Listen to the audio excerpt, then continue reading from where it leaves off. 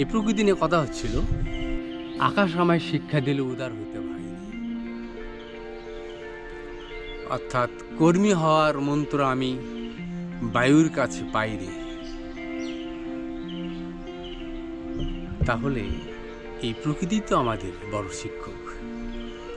Nature is the best teacher. সেই প্রকৃতিতে বেড়ে ওঠা প্রত্যেকটা প্রাণীকুল তারা প্রকৃতির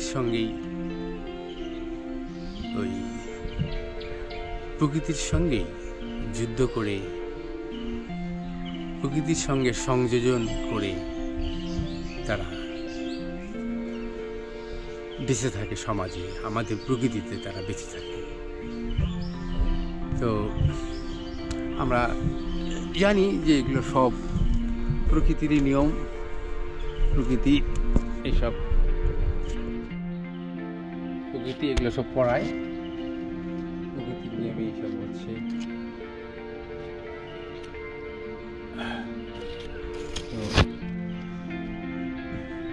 ওই টবে কয়েকটা মানে ধরেছে। এটা রাধুনি গাছ বলে। এটা রাধুনি গাছ, এটা মরিচের গাছ। ওই কয়েকটা মরিচ হয়েছে।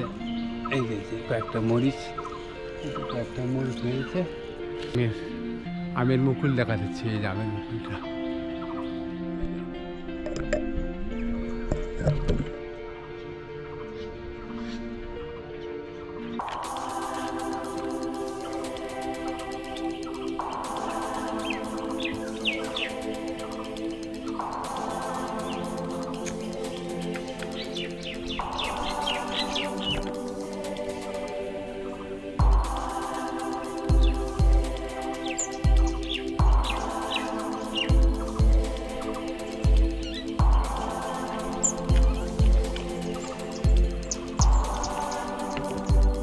এক ধরনের বিশেষ ফুল, বক ফুল বলে।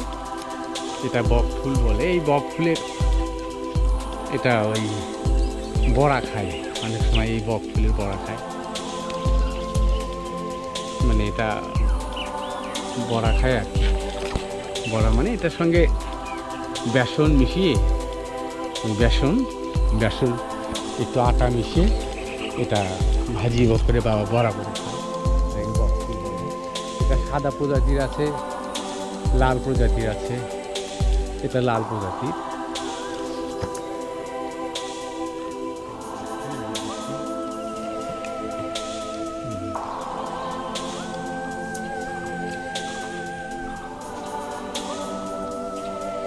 চন্দ্রমল্লিকা, নামটা ভুলে গেছি। চন্দ্রমল্লিকা হতে পারে। চন্দ্রমল্লিকা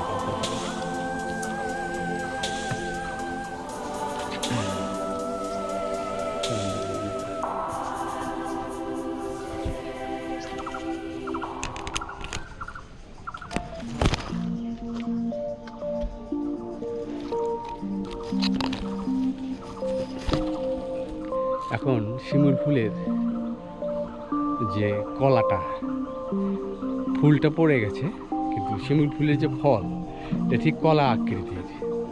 সে ফলটা আমরা দেখি। ফলটা এই দেখি,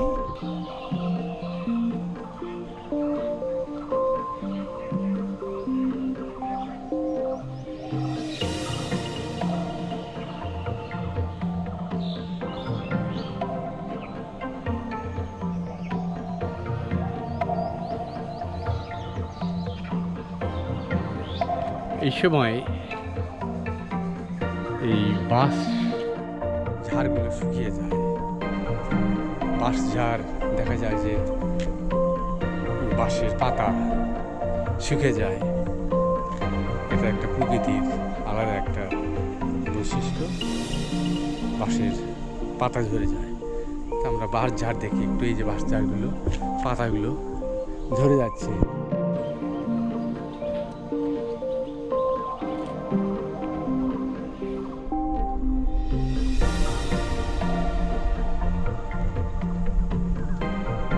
প্রকৃতির যে পরিবর্তনটা দেখতে পাচ্ছি,